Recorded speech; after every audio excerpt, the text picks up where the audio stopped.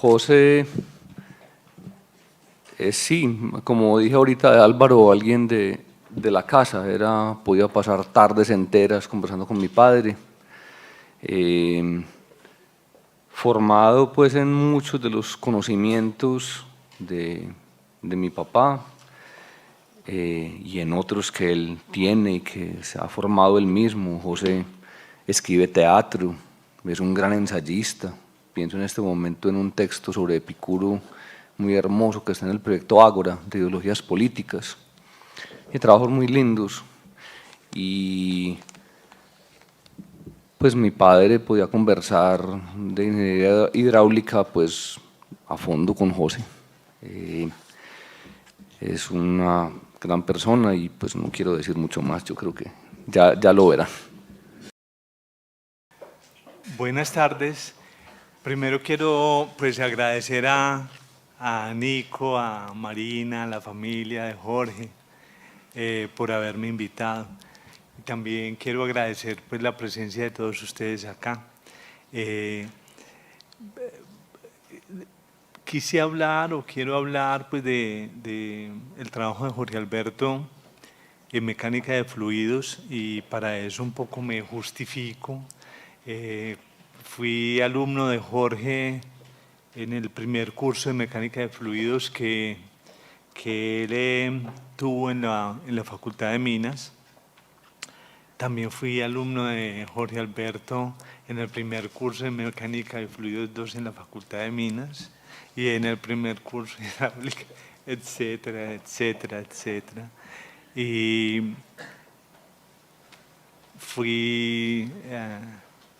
tuve la fortuna pues de que él fuera mi director del trabajo de grado sobre mecánica de fluidos, sobre un problema que se llama el flujo en difusores, un problema matemático, físico-matemático. También fue mi director en la tesis de maestría, un problema también físico-matemático, se llama los flujos Helle-Shaw. Juntos luego coincidimos como colegas, gracias a él, porque también fue una persona que me brindó muchas oportunidades pues en la vida, muchas, increíbles.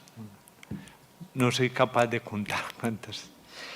Pero hoy por hoy, pues, incluso me honra ocupar la oficina que dejó Jorge Alberto. Para mí es una cosa maravillosa, no solo porque sé que ahí Jorge Alberto pues tuvo todo su periodo como docente de la facultad de lo que en ese momento se llamaba la unidad de hidráulica, sino porque además es una oficina muy bonita. Cuando quieran me visitan y verán que es la mejor oficina del tercer piso del bloque M2. Ok. Es mi justificación, pues, la primera diapositiva sobre la Universidad Nacional. Obviamente Jorge fue profe de la Nacional, de muchos otros lugares. Yo soy profe de la Nacional. Y quisiera hacer una presentación pues muy corta y muy a mi manera de lo que es el trabajo de Jorge Alberto en mecánica de fluidos. Por anticipado me disculpo si hay cosas que no están ahí representadas en lo que yo diga. Obviamente Jorge me desborda en cantidad de cosas que seguramente hizo y que no sé si están suficientemente representadas en mi reseña, pero además porque es muy difícil, pues, o sea, cada uno ve el mundo y yo lo vi como discípulo, lo vi como colega, lo vi como amigo, y por eso estoy sesgado, ¿no? Ok. Digamos que en la carrera de Jorge como docente hay pues algunas fechas importantes. Obviamente, como decía Álvaro ahora y como decía Luis Diego, pues Jorge ingresó inicialmente como estudiante de ingeniería administrativa, se aburrió parece que pronto y luego se pasó a ingeniería civil y no terminó porque era un rebelde y entonces no quería ver un curso muy aburridorcito, se llamaba diseño geométrico de vías, y eso es una cosa que es muy repetitiva. y Jorge no estaba para eso. Entonces, bueno, las vueltas de la vida, y él se bajó del bus de ingeniería civil, pero antes de abandonar sus estudios ya era profesor en la Facultad de Minas, profesor de algunos cursos de física. Pues Miguel se sabe los detalles seguramente mucho mejor que yo. Llegaron unos equipos de la Universidad de Berkeley, nuevecitos, bellísimos, para estudiar ondas, y Jorge se encarreta con el asunto y termina siendo profe sin haber terminado la carrera siquiera, era todavía bueno. Pues después se vuelve a contactar con la docencia en la Universidad Nacional y llega a lo que era la unidad de física o el departamento de física, no sé, tal vez era la unidad de física que lo llamábamos en ese momento, y allí pues fue profe de varios cursos de física, de varios. Yo solamente fui estudiante de Jorge en el curso de física 2, y les cuento que me dio muy duro y lloré.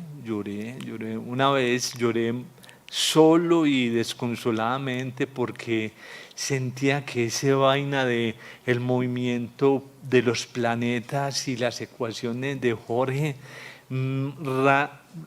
francamente no desbordaban como mi capacidad, como mi fuerza, como si algo me estuviera hablando de un mundo distinto, y yo me sentía muy cortico, muy cortico.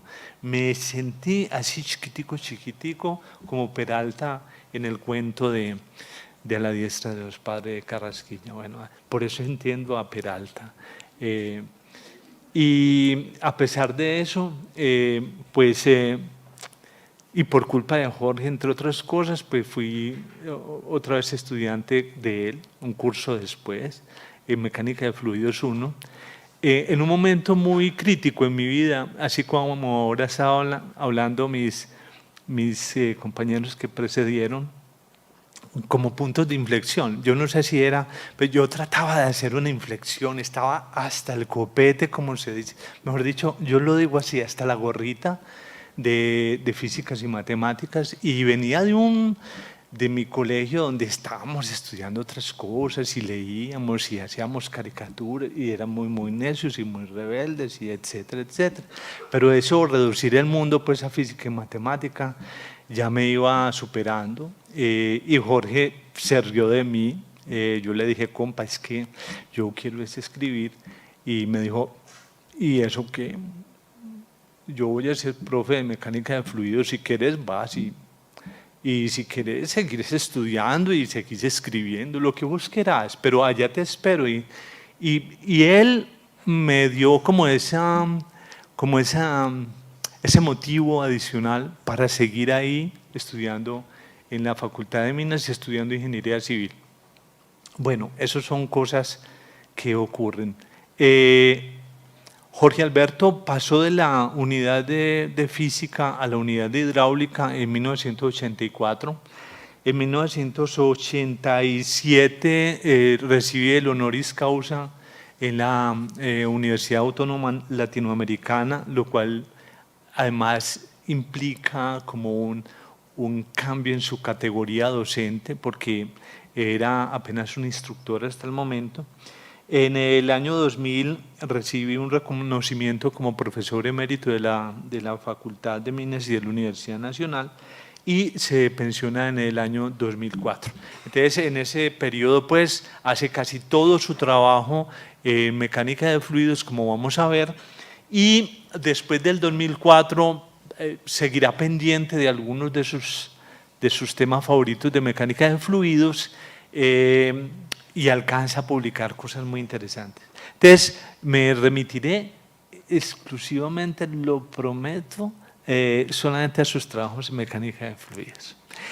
La primera cosa interesante, antes de que se vaya a ser profesor de mecánica de fluidos en la Facultad de Minas, él acababa de leer, un poco antes de 1984 seguramente, un libro muy importante en su vida que se llama El nacimiento de la física, de Michel Serres. Un libro realmente crucial y probablemente a partir de esa lectura y de lo que esa lectura implica en su visión del mundo y en su visión de la física, él relee seguramente a Lucrecio, relee todo lo que puede de Epicuro, vuelve y conecta con los presocráticos y me da la impresión que incluso antes de tomar la decisión de pasarse a ser profe de mecánica de fluidos, escribe un cuaderno que se llama Física de Sedimentaciones. Física de Sedimentaciones es un cuaderno muy distinto de los cuadernos a los que nosotros estábamos acostumbrados cuando éramos estudiantes de Jorge Mecánica de Fluidos.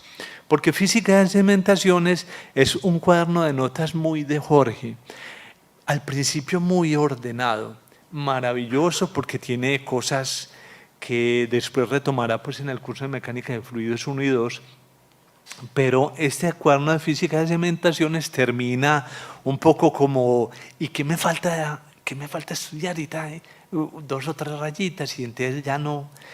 El último Jorge al final de ese cuaderno no es el primer Jorge cuando estaba escribiendo las primeras páginas. Justo en la primera página de ese cuaderno dice lo siguiente, dice, es una declaración, ¿no?, de Jorge. La física de sedimentaciones se apoya en varias ciencias clásicas sin por eso dejarse reducir a ninguna. Es una hidráulica especializada y sofisticada, pero es también una parte de la geología de las rocas sedimentarias y una especie de mecánica de ciertos procesos en medios continuos, y una rama de la física de fenómenos de transporte y una teoría matemática de la simulación. En resumen, una verdadera ciencia en el sentido moderno, mezcla de trabajo teórico pero con experimentación y trabajo de campo.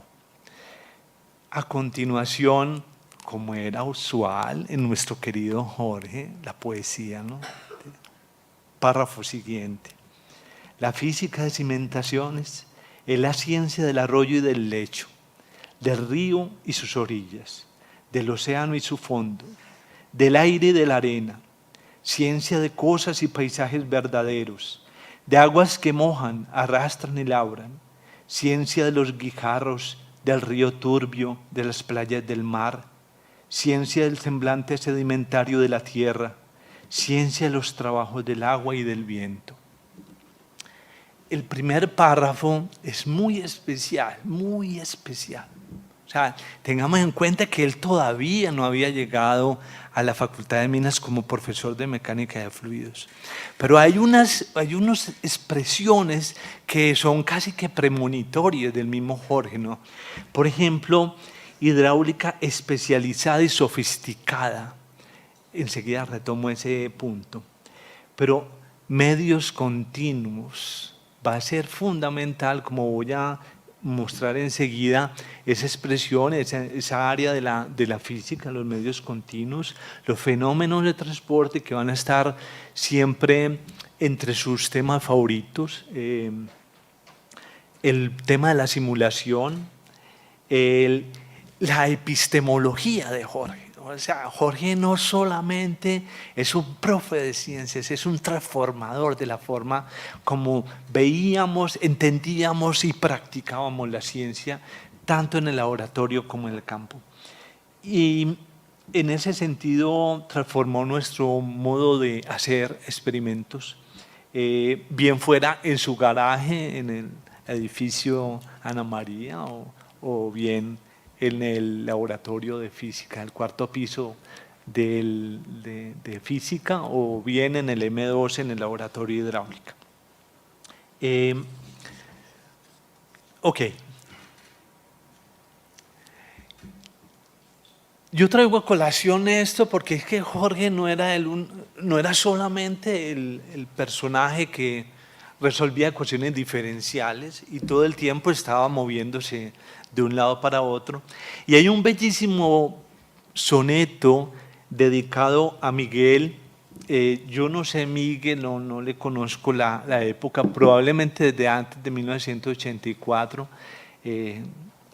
pero me gusta mucho. Es uno de esos sonetos que muestra la afinidad afectiva, emocional, espiritual, la sensibilidad con el fenómeno de los fluidos. Dice así: restos, un ancla, el óxido, la playa, la mole azul, la eterna bataola, la blanca cresta, la gaviota sola, el pez, el muelle, la furtiva raya. Tiempo, es un niño y a jugar ensaya, todo naufraga en la insondable ola. Él mira, piensa, se sonríe, hola, dice y se hunde, y juega y no desmaya. Siempre es así el pasar, su estrépito apenas es pasar, decrépito. Un marinero que perdió su vela mira hacia el mar, no sabe, no barrunta, qué tiempo es él que los pedazos junta, y así es mejor, si sabe, se desvela. Otra vez, mecánica de fluidos, sedimentaciones, playas, arenas. Y es muy extraño porque el primer tablerado de mecánica de fluidos 2 lo empieza Jorge Alberto con una frasecita que traía de sus vacaciones, seguramente haber releído El arte de amar de Ovidio. Y ese parrafito decía así: ¿qué hay más duro que la roca y más suave que la onda? Y sin embargo la gota termina por horadar la roca. No sé, no entiendo muy bien. Parece que había un interés especial de Jorge por la física de las sedimentaciones.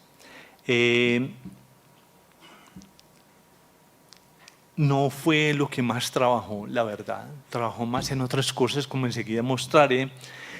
Probablemente, y otra vez reconecto con el primer párrafo del cuaderno de física de sedimentaciones, porque realmente la física de sedimentaciones es una hidráulica especializada y sofisticada, para la cual apenas si en el día de hoy tenemos suficientes instrumentos para medición, para definición de modelos. Estábamos digamos, en una época en la que Jorge mismo era la irrupción de una manera distinta de pensar la hidráulica y la mecánica de fluidos. Veníamos de un mundo un poco adormilado en relación con la mecánica de fluidos. Por eso creo que esas imágenes repetidas de los sedimentos, de los fluidos, del agua, del aire, etcétera, no se concretan finalmente en muchos trabajos sobre física de sedimentaciones, pero como veremos, sí con una cosa muy importante que tiene mucho que ver, que es la reología. Ok. Y aquí está más o menos el resumen cronológico de Jorge. Entonces, como les decía ahora, pues más o menos en 1984 está llegando Jorge Alberto y rápidamente escribe un texto que para mí es el texto seminal, creo que así se debería llamar seminal, ¿no? Se llama Las ecuaciones de Navier-Stokes. Es un texto que fue publicado en la revista Dina y yo les voy a explicar por qué es seminal, porque en primer lugar es el primer texto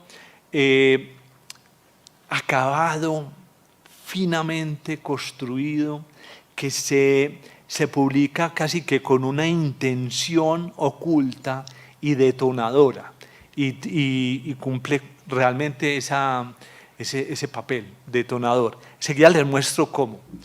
Después de las ecuaciones de Navier-Stokes siguen unos libros, un libro de 1992 que fue publicado pues en 1992. De antes ya conocíamos los cuadernos, que se llama Introducción a la mecánica de los medios continuos.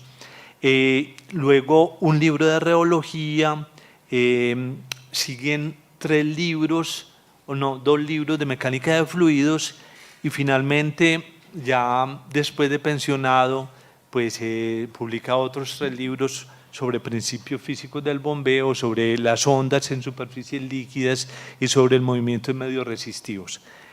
Voy a hacer un análisis un poquito más detallado de todo eso. Pero antes de hacer el análisis de cómo fue su producción en mecánica de fluidos, aquí está la foto de las carátulas de esos 7 libros que acabo de mencionar. Y quiero aprovechar este momento para contar que ese primer libro, después del artículo sobre las ecuaciones de Navier-Stokes, es el libro que se llama Introducción a la mecánica de los medios continuos, que es un poco la respuesta de Jorge Alberto a la visita del profesor Enzo Levi italiano. Estaba trabajando Enzo Levi en México cuando nos hizo una visita acá para contarnos cómo veía en la mecánica de los medios continuos. Pues les cuento una cosa, este libro en la mecánica de los medios continuos, que parecía como una desviación de la mecánica de fluidos, realmente no era una desviación, sino el necesario complemento a su proyecto de mecánica de fluidos en la Facultad de Minas y en la ciudad, diría yo. Este libro es fundamental por lo siguiente, yo les cuento más o menos en qué consiste. Es un libro de 4 capítulos. El primer capítulo es un capítulo donde se presenta la teoría físico-matemática que permite pensar todos los medios continuos de una manera mucho más integral de como la veíamos en la Facultad de Minas en ese momento. Yo me disculpo ante el público si hablo muy enredado, pero voy despacio, ¿no? ¿Qué es un medio continuo? Un medio continuo es un medio que parece que no tuviera huecos. Por ejemplo, esta mesa parece que no tuviera huecos, estuviera llena de madera. Los colores, la dureza, la textura, todo eso parece variar continuamente de un punto a otro. Eso es lo que nosotros los ingenieros llamamos un medio continuo. Y para este medio continuo nosotros usamos matemáticas especiales. Bueno, especiales para el ingeniero, ¿no? Pero de especial no tiene nada.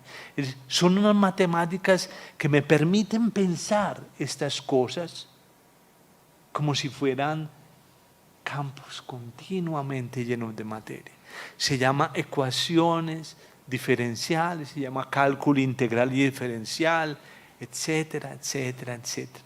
Cosas especializadas, pero que hablan del mundo, que hablan de nuestra manera como nosotros percibimos este espacio en el que vivimos, que habla de cómo nosotros percibimos las aguas, el aire, las durezas, los materiales sólidos. Entonces, si bien en un curso de mecánica de sólidos o de materiales, de ingeniería civil, veíamos exactamente las ecuaciones de momentum, las ecuaciones de Hooke, cómo eso se mete para calcular los esfuerzos, etcétera. En otro curso de mecánica de fluidos veíamos de nuevo las ecuaciones de momentum, los esfuerzos de Navier-Stokes, cómo se meten en las ecuaciones, etcétera. Pues en mecánica del continuo decía, carreta, nosotros podemos ir en la misma tónica de la matemática, de los medios continuos, y cualquiera fuere el medio que tú estás trabajando, bien sea un sólido de Hooke, un fluido newtoniano o no newtoniano, que sea un líquido o que sea un gas, podés usar la misma concepción de ese material. Eso era el primer capítulo, era como una especie de síntesis para ver el mundo que nosotros percibimos en la escala normal de los fenómenos. El segundo capítulo hablaba de los sólidos, básicamente los sólidos de Hooke, sólidos elásticos como estas cosas, ¿no? El tercer capítulo hablaba de los fluidos, básicamente los fluidos newtonianos, más aquí entre nos y entre amigos, del agua, del aire, etc. Y el cuarto capítulo, en un capítulo sobre termodinámica. Ese capítulo también era muy revolucionario a la manera pues académica, ¿no? Y es muy revolucionario porque la verdad, por ejemplo, carreras como ingeniería civil en ese momento no veían nada de termodinámica. Eso es tan grave como que un chico no sepa distinguir entre temperatura y calor. Bueno, eso es muy grave para un ingeniero. Entonces, la idea es, bueno, hablemos un poquito de termodinámica y un poquito de qué es una transformación y un poquito de qué es el volumen, de qué es la densidad, de qué es la temperatura, etcétera, de qué es la primera ley, la segunda ley de la termodinámica, etcétera. Obviamente eso implicó un montón de cambios en la manera como se hacía los cursos fundamentales en los pregrados de la Facultad de Minas. Solamente para que ustedes tengan una idea, profes que al mismo tiempo eran profes cuando Jorge daba mecánica de fluidos, querían reducir la mecánica de fluidos a 3 ecuaciones algebraicas, que no son la ecuación de continuidad o conservación de masa, la ecuación de Bernoulli, que es una ecuación para flujos ideales, y la ecuación de momentum, pero de la forma más simplificada. Con Jorge ese edificio era demasiado pobre, muy poquito, muy poquito. No, otras cosas, compa, otras cosas. Ya les muestro qué son esas otras cosas. Ok, esos son los libros y estas son las cosas. Es como una especie de pentagrama. Todos los trabajos que hizo Jorge Alberto en la Facultad de Minas se pudieran como agrupar en 5 series.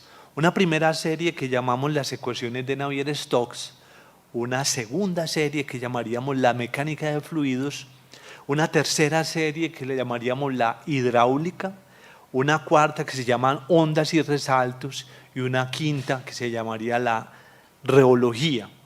Y los trabajos de Jorge, sin contar con los cursos y los seminarios, pudieran clasificarse en lo siguiente: unos cuadernos, unos artículos publicados en revistas, unos libros y unas tesis. Ok, entonces esta especie de pentagrama de Jorge tiene varias características. Espero que se vea más o menos bien, más o menos con excepción de los 3 puntos allá azules a la derecha del pentagrama. Todos los demás están más o menos en el periodo que va entre 1984 y el 2003-2004, que es cuando Jorge Alberto se está pensionando. Ahí está como todo ese gran trabajo. Los punticos rojos que estamos viendo allí en la diapositiva corresponden a los cuadernos. ¿Qué son los cuadernos? Los cuadernos son el primer movimiento el primer movimiento que inaugura la serie, ¿cierto? Por ejemplo, tenemos un cuaderno que se llama Física de Sedimentaciones, del cual acabo de hablar. Ese no está aquí, no lo puse. Pero hay otros cuadernos. Por ejemplo, miren estos cuadernos, unos bellísimos. Curso de Mecánica de Fluidos 1 y 2, completico en cuadernos a manuscrito. Ahora les muestro por los laditos un texto manuscrito de Jorge. Manual de Laboratorio de Mecánica de Fluidos y de Mecánica del Continuo, manual de Laboratorio de Hidráulica, pero también tenemos otros cuadernos, por ejemplo, tensores cartesianos, tenemos unos cuadernos de capas límites, de reología, etc. Todo manuscrito. Primer movimiento. A partir de ese primer movimiento, generalmente surge o una primera tesis o un primer trabajo. De todo eso, digamos, en las ecuaciones de Navier-Stokes, el trabajo seminal de que ahora les hablé, que aparece aquí en verdecito, primera línea del pentagrama, Esas ecuaciones de Navier-Stokes. Yo quiero explicarles más o menos a qué se refiere esto, porque es importante. Permítanme yo, ¿será que esto lo saco de aquí? Ok. Cuaderno de ecuaciones de Navier-Stokes, ya lo está trabajando en física de sedimentaciones. Luego viene las ecuaciones de Navier-Stokes de la revista de DINA de la Facultad de Minas, y a continuación 4 trabajos que son tesis de pregrado y de maestría sobre ecuaciones de Navier-Stokes. Para nosotros eso es muy valioso. Las ecuaciones de Navier-Stokes son ecuaciones muy difíciles de trabajar desde el punto de vista matemático. Déjenme que yo hable como un marciano, son 3 ecuaciones diferenciales, parciales, no lineales, que además hay que acoplar mínimo a una 4ª ecuación diferencial, que es la de conservación de la masa. Resulta que estas ecuaciones al día de hoy tienen más o menos 175 años de haber sido planteadas. En 175 años no son más de 30 soluciones completas de esas ecuaciones. No conocemos más. Por fortuna hay computadores, porque de no ser así no tendríamos nada que hacer en frente a esas fortalezas matemáticas. Son muy complejas. Bueno, ahí trabajamos Jeffrey Hamel, trabajamos el flujo Couette, trabajamos el flujo Helleshow, se trabajó el problema de Blasius, básicamente. Una serie muy linda que es como una base, era la confianza de nosotros en que la matemática no era una herramienta, no, la matemática, lo aprendimos de Jorge, es una ciencia natural, es la expresión natural de los fenómenos físicos. Eso no es una cosa distinta. Segunda serie, la serie de la mecánica de fluidos, que es la que más me gusta a mí. Aquí hay obviamente 2 cuadernos, iban a tal velocidad Jorge que llevaba la clase escrita y decía, hey chicos, aquí está el cuaderno, ¿lo quieren fotocopiar? Ahí está la clase. Mecánica de fluidos 1, mecánica de fluidos 2, y a partir de ahí, observen, aparecen artículos y aparece un libro, que es el libro de mecánica de los medios continuos, que nos ayuda a concretar, incluso a ponernos como en contexto, dónde no es importante la termodinámica, dónde es o no es importante ahondar en aspectos matemáticos plenamente, dónde nos falta la experimentación, qué de la experimentación falla, dónde el modelo alcanza como a expresar lo que estamos viendo, lo que estamos captando con el dato experimental. La tercera es una serie que a mí francamente me sorprendió. No creía, yo decía, Giorgio es más un físico, ¿no? Le interesaba mucho el problema físico-matemático, pero la hidráulica tiene un aspecto práctico que no siempre era tan evidente en Jorge. Luego lo he pensado más, pero me sorprende es la cantidad de tesis que dirige Jorge Alberto, tanto en pregrado como en posgrado, en hidráulica. Y los proyectos en los que Jorge Alberto trabajó, que fueron proyectos de hidráulica también. Ondas y resaltos, aquí vemos, por ejemplo, Carlos, que trabajó tanto el tema de los resaltos, el tema de las ondas, lineales y no lineales, cosas muy hermosas.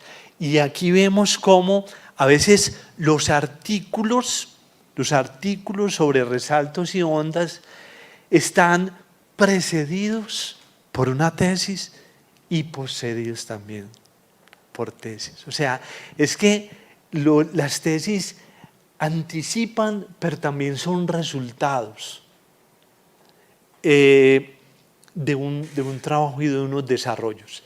Fue una cosa muy bonita. Y finalmente el tema de la reología. El tema de la reología nuevamente lo conecto, aquí está Andrés Ochoa, porque Andrés trabajó con Jorge mucho el tema de la reología, su tesis de pregrado fue sobre reología. Quizás es el área de la física de sedimentaciones que no pudimos conectar de otra manera mejor. O sea, la reología tiene problemas muy complicados, de verdad.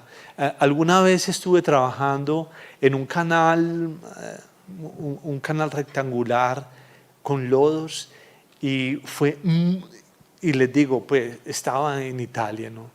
Y era muy complicado, se nos evaporaban los lodos, se nos atascaban en las bombas. Teníamos muchos problemas técnicos para trabajar con eso. Jorge insistió y se hicieron trabajos muy bonitos, muy interesantes en temas de reología, pero creo que faltaban tecnologías y bueno, Jorge nos ayudó a entender, por ejemplo, por qué la sopa de pollo se devolvía después de revolverla con la cuchara. Estoy hablando de una sopa de pollo de esas que tienen ojos de grasa encima y que uno coge con desgana, a lo más falta, y de pronto saca la cuchara y la sopa sigue dando vueltas, se detiene y se devuelve un poquito. Jorge decía, ¿sí ves? Se devolvió. Eso es que es un fluido visco elástico. ¿Cómo así, compa? Así. Tiene resorte, tiene memoria. Y así pensamos las pinturas.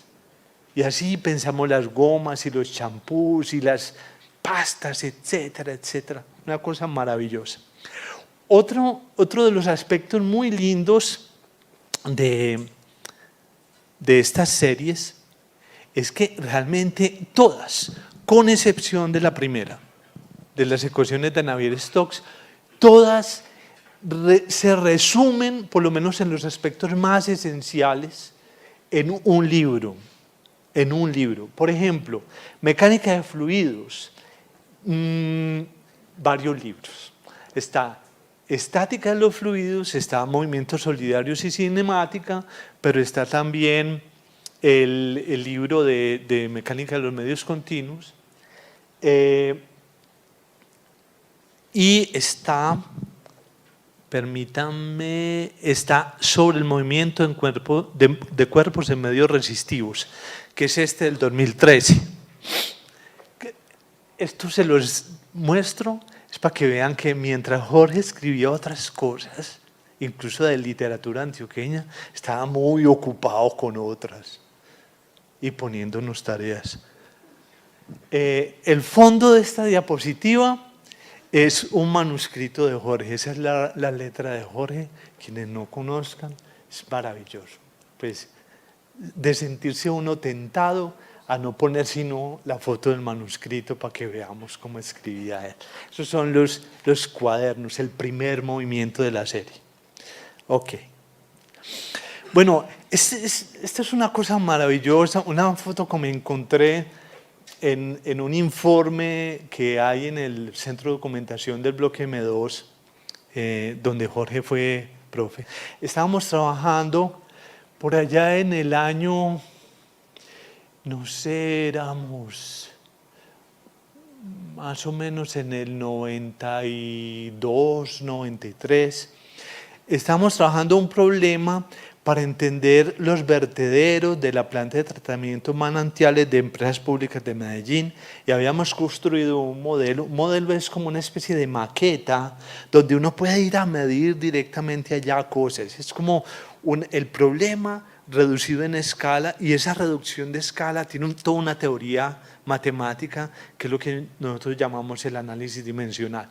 Bueno, Jorge, aquí yo no sé si estaba bromeando, no tomaba mucha Coca-Cola, pues no lo vi tomarse muchas Coca-Colas en su vida, pero en ese momento se estaba tomando una Coca-Cola, obviamente se estaba fumando un cigarrillo. Para esta fotografía de botas y muy alegre y muy contento, en parte es porque detrás tenía la música del agua en los vertederos que estaban cayendo.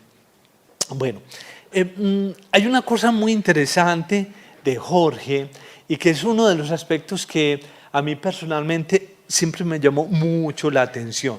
Y me llamó la atención porque, de nuevo, si Jorge solamente hubiera sido un físico, un matemático, yo creo que, bueno, muy interesante, hermano, muchas gracias, profe, nos hablamos.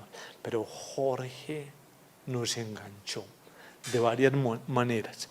Yo creo que los trabajos de Jorge se pueden ver de muchos modos, incluso como hacer un mapa de ellos. Un mapa muy evidente es un esquema que viene seguramente desde Aristóteles, pensar el pensamiento como si fuera un pensamiento en tres vertientes, una vertiente de la ciencia, otra del arte y otra de la filosofía.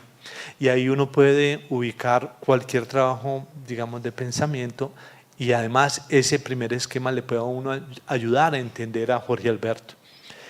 Pero Jorge en algunas partes insistió en que eran 5 frentes de trabajo.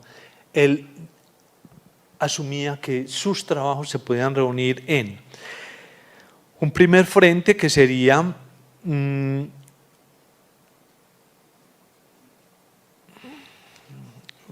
veo a ver si los tengo aquí. Filosofía e historia de las ciencias naturales, la literatura, la filosofía política y la filosofía del arte. Son 5, pues ahí lo pongo como una especie de estrella de 5 picos, pues obviamente porque él escribe la estrella de 5 picos y le interesaban las estrellas de 5 picos. Pero bueno, en este dibujo es que cada cosa, cada vértice del pentágono conecta con cualquier otro, ¿no? Conecta con cualquier otro. Ahí está Jorge, todo lo estaba conectando con todo, ¿no? Estamos estudiando Jeffrey Hamel y después salía con un poema, compañero, me hace enloquecer, sí, hermano. Siguiente paso. Ok, ese es Jorge.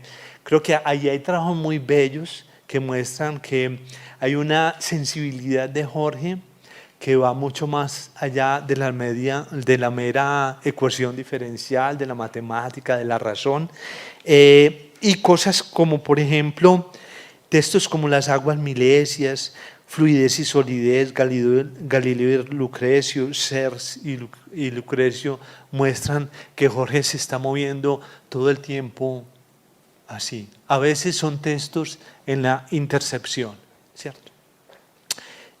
Para mostrar esto, hay muchos ejemplos. Hay un ejemplo que a mí me gusta mucho, son unos poemas que dedica Jorge Marina, las músicas escriturales, y se llama Lenzo Lenares. Me parece muy bello porque va más allá de lo figurativo, es un artista realmente moviéndose. Lamento que no tengamos más a la mano copias de esos poemas y de las explicaciones de esos seres de las aguas que llegan en un momento que es como una especie de iluminación. Jorge despierta de pronto una noche y se da cuenta que tiene que sentarse a escribir y escribe Lenzo Lenares. Y bueno, Lenzo Lenares dice cosas como estas. Aquí hay solo un pedacito. Lenzo Lenares en la tempestad se fue borrando y solo quedó el fondo plumbeo. Lo pienso mucho hoy que estamos en contingencia ambiental, casi que alerta roja por calidad del aire. Obviamente estamos en un mundo muy, muy húmedo, estamos en el trópico y Jorge habla del trópico, nos habla del mundo en el que vivimos. Era muy local, muy local. Pero en vez de leer a Lenzo Lenares, quisiera recordar con ustedes un texto que creo que amamos muchísimo, quienes lo conocemos. Se llama Las aguas milesias. De las aguas milesias no voy a leer todo el texto, Pero hay una partecita que todavía recuerdo muy, muy claro cuando él la leyó, recibiendo su honoris causa en una aula. Pensemos a Jorge recibiendo el honoris causa una noche en la Universidad Autónoma Latinoamericana, un honoris causa en sociología. Y dice así: me parece que todo es agua, que el agua es el principio de todas las cosas. En esta aurora de mi existencia, a orillas de este mar salobre, veo levantarse el humo de los vapores, los veo elevarse en bandas lívidas, los veo hacerse aire en el aire, latencia de humedad, y aún los veo acumularse más arriba y engrosar las nubes. Veo hacerse aires de agua.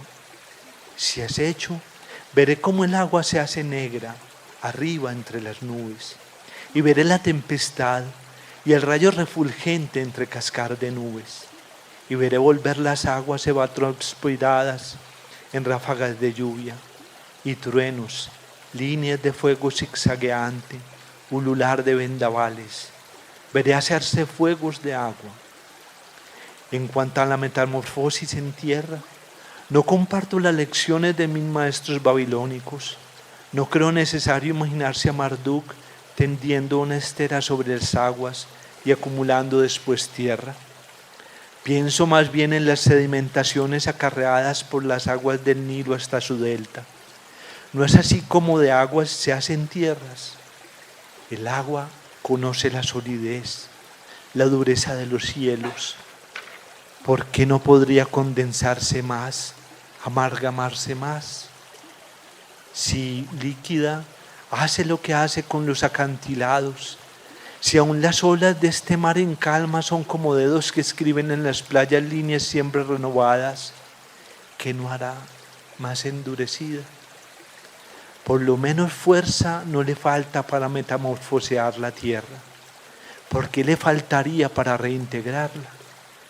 El agua es el principio de todas las cosas. Océano hizo la tierra. He oído que más al oriente de los templos de Marduk moran hombres que han dicho cosas semejantes a las mías. Pero ¿tendrán también necesidad de otro Marduk?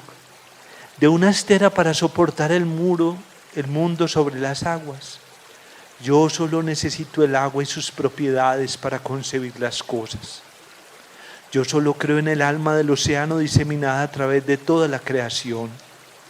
La tierra, ya formada, empaquetada en sí misma, flota como un disco sobre las aguas.